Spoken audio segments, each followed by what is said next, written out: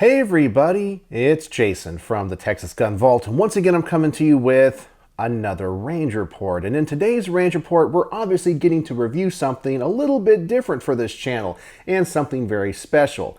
And in fact, it comes from my favorite firearms manufacturing company in the world, B&T. And today we will be shooting and reviewing the B&T APR308S. APR stands for the Advanced Precision Rifle. Obviously this is chambered in .308, and S means it is suppressed. In fact, it has an integrated suppressor, and this might be the biggest suppressor I have ever seen in person. Now, because of this firearm size, I want to show you what this gun is all about, but I'm going to put it on the table and show you some various angles. So let me adjust the camera and let's talk about exactly what this firearm is. So what is the APR308S by B&T?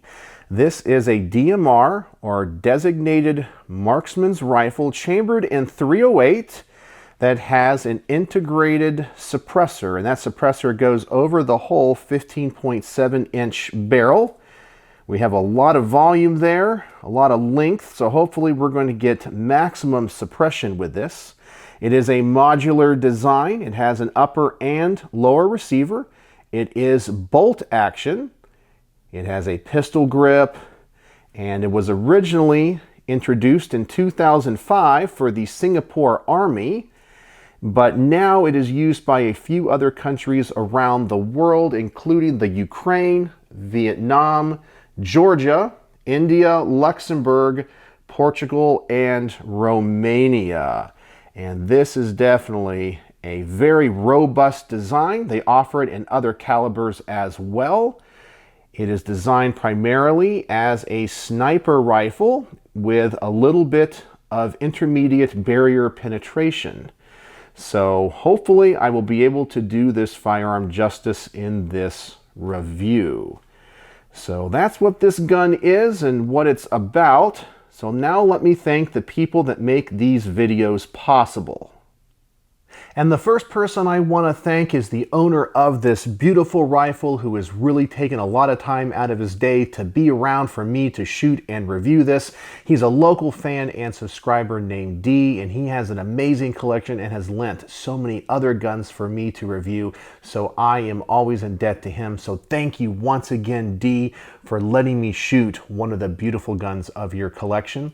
I always want to thank my Patreon supporters, because through their monthly donations and support, they help keep the lights on around here, and I could not do this without their support. And if you all want to join my Patreon for as little as $1 a month, you get to see all of these videos early, and there is a link in the description below.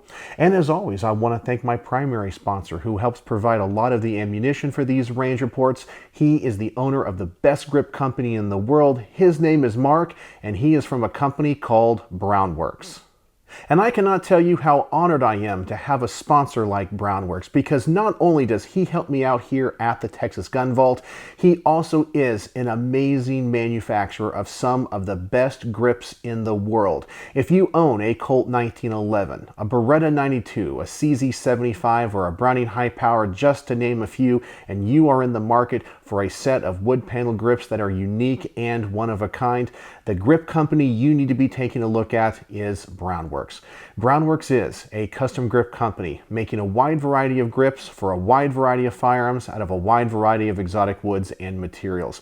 Mark is an artist and he is a craftsman. He's always coming up with new and innovative features for his grips. He can apply custom logos, custom engravings, custom textures, finish these grips in a wide variety of colors, make these grips out of his own laminate woods, and even apply exotic materials like snakeskin and alligator skin to make them unique and one of a kind.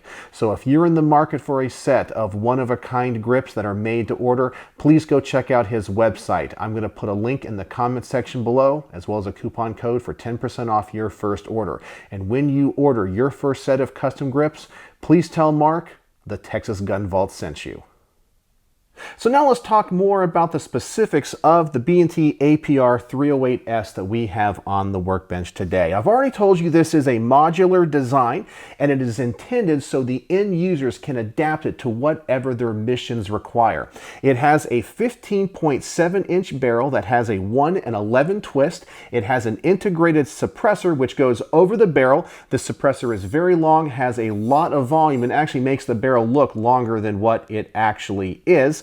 And the chambering of this gun is both safe for 308 and 7.62 by 51.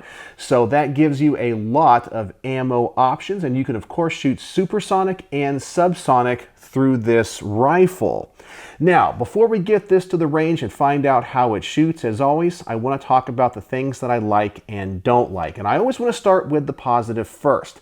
And the first thing I love about this gun is that it is a B&T. And many people are going to say that this is my bias in this video, and I totally understand. There's just something about B&T that I like. I love the way their guns are built. I love the aesthetics of their guns.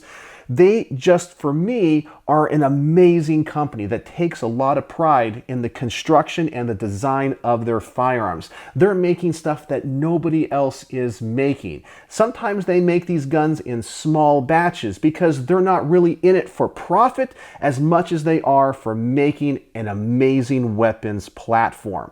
I also like the fact that this gun is kind of a new design. I told you earlier it's kind of an outgrowth of a French precision rifle, but then they took that, deconstructed it, and built this from the ground up. And so you have a lot of new concepts, a lot of new ideas, and a lot of new stuff that has been integrated into this gun to make it different from its predecessors. I also like the fact it's chambered in 308. Now, when it comes to firearms that are designed for longer range engagements, personally, 308 is one of my favorite calibers. I know it's probably not the best at anything, but it's very available. It's affordable. It's not a boutique caliber or a caliber that you're going to have to hand load, because I am not a reloader. So having a gun like this in 308, I think, goes a long way in making it a little bit more practical for an average gun guy like myself. I also really like the fact that this gun has a pistol grip. I know a lot of people like more traditional stocks on DMRs, but for me, the pistol grip always works really well. I have rheumatoid arthritis, and it allows my grip to be at a more natural angle. We also have a safety switch here on the side, which is ambidextrous, kind of like an AR-15. I like this a lot more than having a cross bolt safety. And the last thing I really like about this, after handling it here on the workbench, is the fact that it has an amazing trigger. Now, the way that I'm going to shoot the trigger in this video is the way it came out of the box, but you do have a lot of adjustments on it. So let me adjust the camera, let me show you what this trigger is all about, and we'll get out the Lyman trigger pull weight gauge and see how heavy or light it is. So let's take a closer look at the trigger in this B&T APR308S. We'll start by dropping the magazine, ensuring that there is no ammunition in it, and of course opening the bolt and visually inspecting the chamber and making sure there's nothing inside. Looks like we are safe. Now, when it comes to the trigger pull, you will notice this does have a blade safety, kind of like a Glock. When we pull the trigger back, we have quite a bit of take-up, because it is a two-stage trigger, but that take-up is very smooth with absolutely no grit whatsoever. We come back to a very definitive wall, and that breaks like a glass rod. That feels really, really nice. Let's take another look at that. There's our take-up, and that breaks very crisp. I do like the way that that feels. It might not be the lightest trigger I've ever shot, but it feels pretty good. Now, I am going to test this and measure this with the factory settings, the way it came from B&T, because I assume that they do test fire these at the factory, and this is the way they had set this one up. So let me get out the Lyman trigger pull weight gauge, let me clear the old averages out, and let's test this trigger. So for our first pull, we have 3 pounds, 5.0 ounces.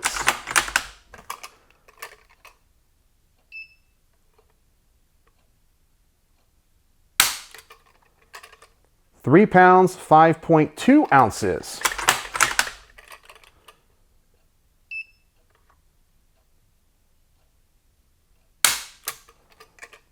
3 pounds, 5.5 ounces.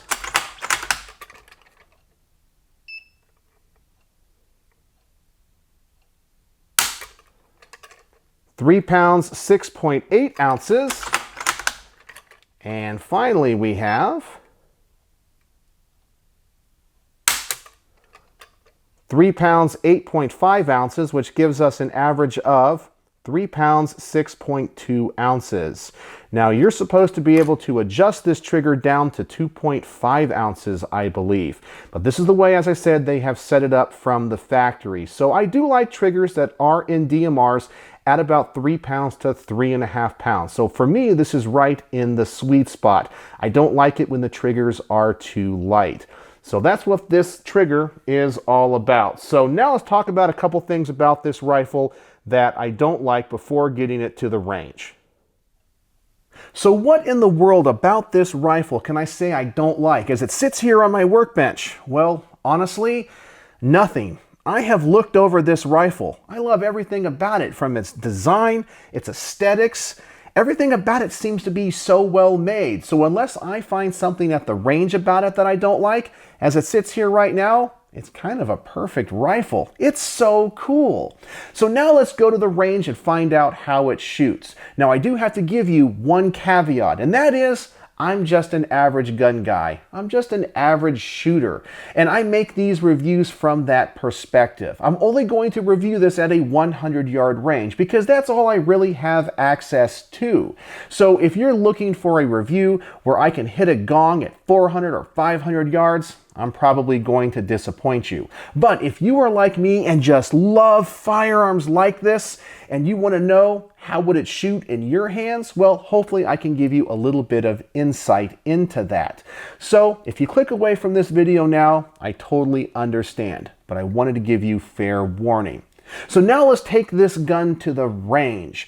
I'm just going to start out at 25 yards. I'm not even sure if this Night Force scope is 0. So starting at 100 yards isn't really going to give me any practical data, because if my rounds are hitting off paper, I'm not going to know how to adjust the scope. So I just want to start out at 25 yards. I want to see what this gun recoils like, what the suppression is like, make sure the scope is kind of on, and then we'll go out to further distances and talk more about things that I discover that I like or don't like, or maybe some issues that I have with it as we progress through the review.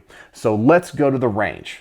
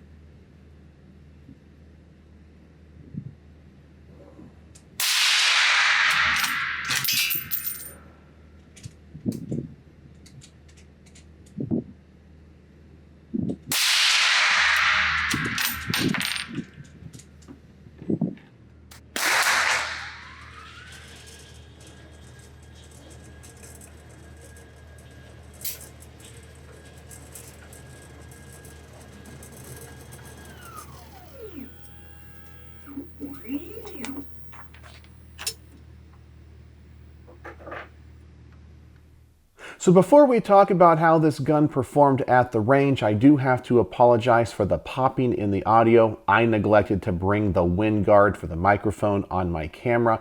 I do my best to edit as much of it out as possible, so I know that range footage can be a little bit annoying, so thank you for bearing with me. But now let's talk about the performance of this gun, and I want to answer the question I think many of you are asking. How well does this gun suppress? Well, let me tell you, I have never heard a .308 rifle be this quiet before. This suppressor does an amazing job. The fact it probably has a really good baffle stack at the end and it goes over the barrel, giving you a lot of volume. It is a very low sounding suppressor and it has such amazing decibel reduction. This gun would 100% be hearing safe. It sounds amazing and it performs amazing. Now let's talk about the recoil of this gun. Even though it is a full powered rifle, it really shoots like an intermediate powered rifle, like something chambered in 5.56 or 300 blackout. Obviously the firearm is large and it's heavy. It's not going to move a lot. It's a very fun gun to shoot because it has such low recoil, and we also have an outstanding trigger in this. I really feel like you can stage that trigger really well, set it up for the way that you want it to be. I know the trigger has a lot of adjustments, but as I said, I'm just using the factory settings here, but so far I'm very happy with it.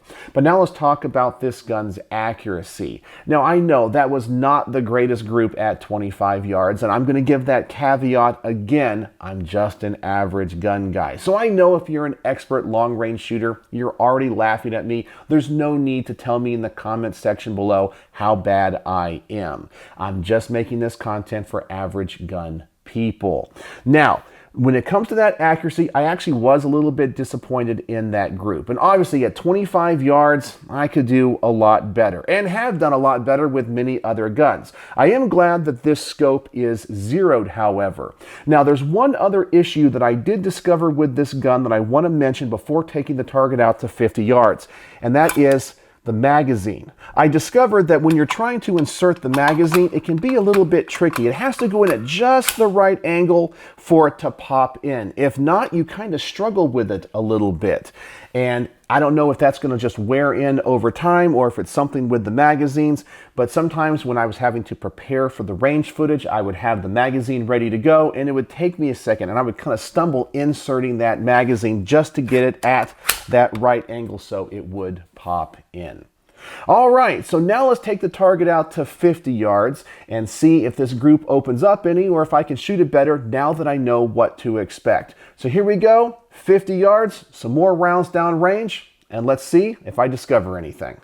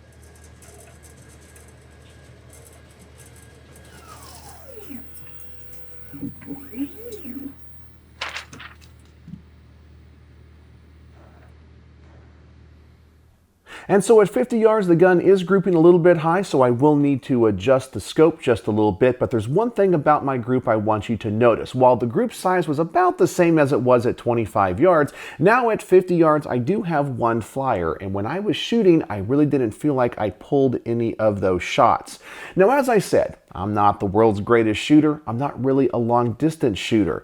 But this could have been because, of course, the firearm, of course, the scope, but most likely it's me. But I want you to pay attention to that as this review goes on. So I want to try at 50 yards one more time. I'm going to adjust the scope and see if I can do any better at this distance.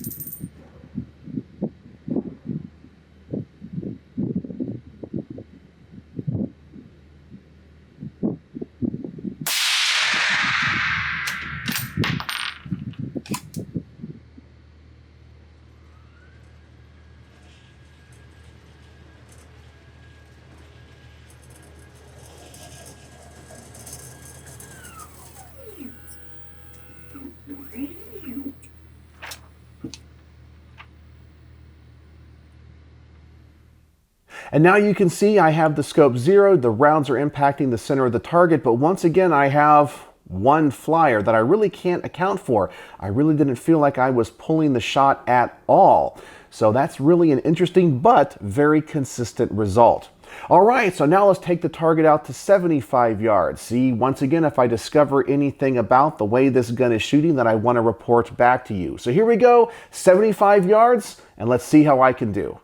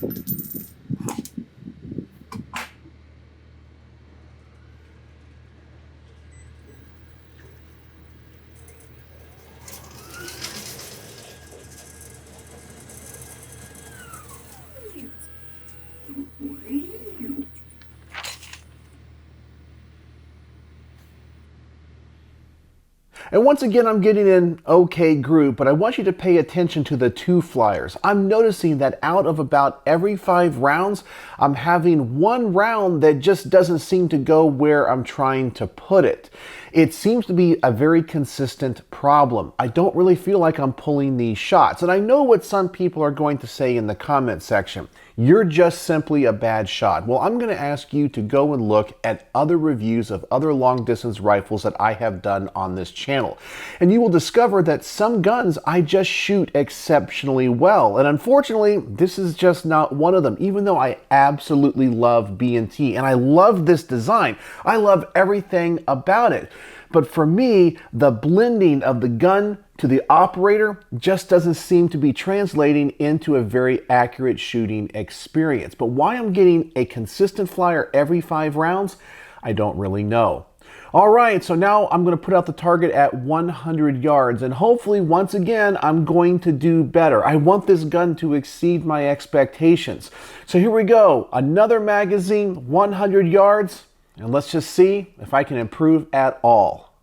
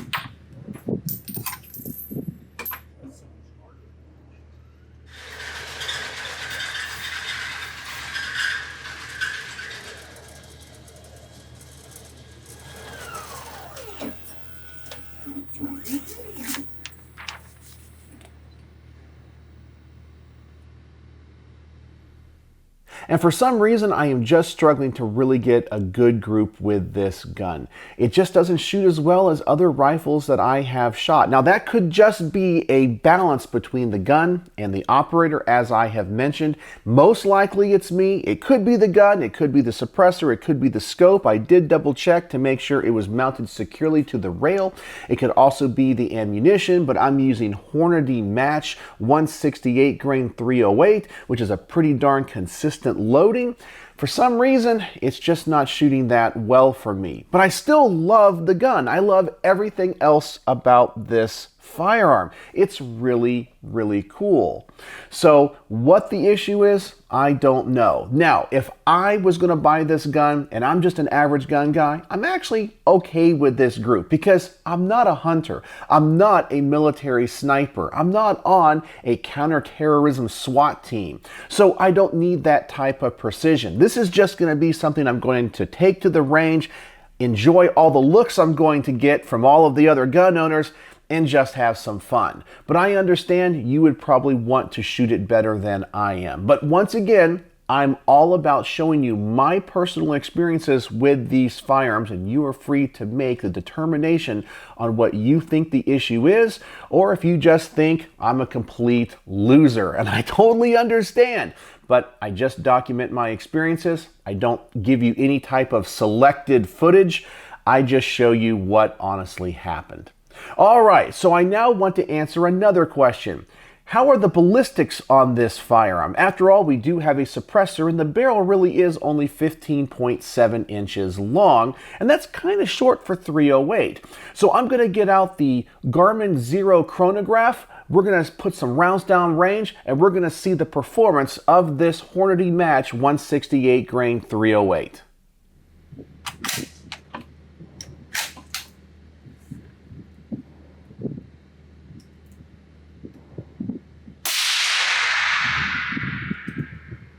$24.95. There you go.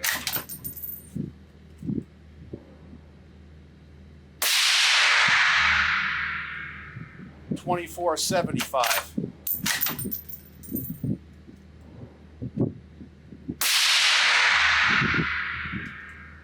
$25.11. Wow.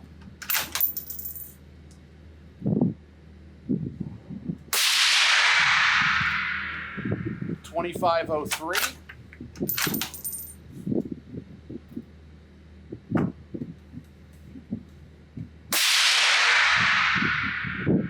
$25.10.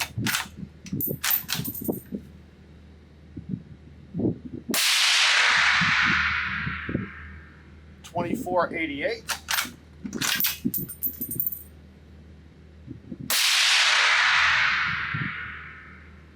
$24.69.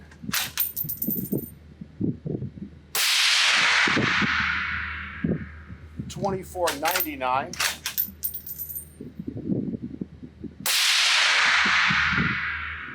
$24.78.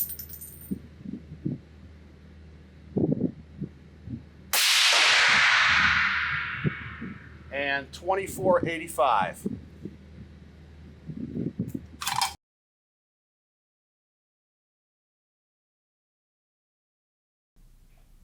And based off of the data that I'm able to collect, it looks like our average velocities are a little bit slower than 2,500 feet per second. Now, out of a 20-inch barrel with this particular loading, you should expect anywhere between 2,600 and 2,650 feet per second. But this only has a 15.7-inch barrel, and I do want to show you what that looks like, so I will remove the suppressor.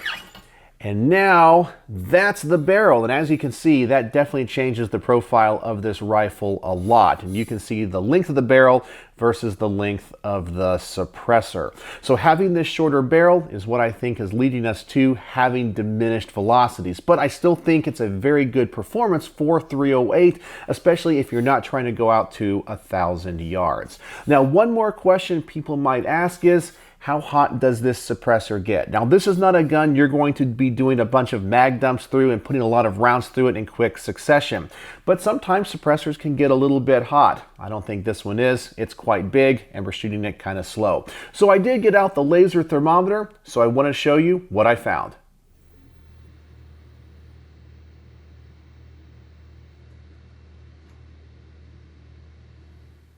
And as you can see, the suppressor is not getting very hot at all. I wasn't expecting it to, but it is something that I did want to measure and show you because I might get some questions in the comments about it.